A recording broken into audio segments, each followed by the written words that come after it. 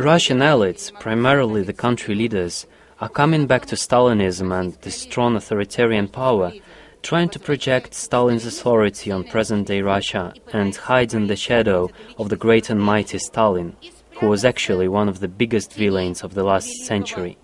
This can tell a lot about Russian elites, Russian leaders and Russian helplessness. This is only done to somehow justify the current rule of one person, of one leader. But how to justify it? There are no modern arguments for that. This is why they go back to the past and try to find some elements of victory there. This is, I would say, a demonstration of helplessness, a Freudian complex in some way. My parents were veterans of the World War II, or Great Patriotic War as we call it.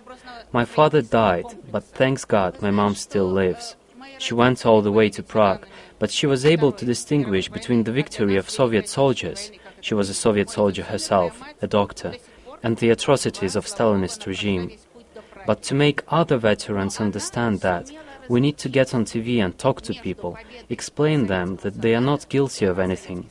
They redeemed everything with blood and displays of heroism. Those who were not heroes probably didn't understand what they were doing, and thus need to feel responsibility for that. We should let them know that they are not to blame, but the Stalinist regime is to blame. That could change us.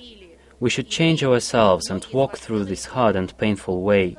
But what can be done by people is that they can call their country elite to take responsibility. Business elites, political elites who live in Brussels and London and send their kids to study in Paris. Western leaders need to talk to Russian leaders about the principles, rights and responsibilities that Russia accepted after joining the Council of Europe. It seems to me that many of Western leaders simply don't do that.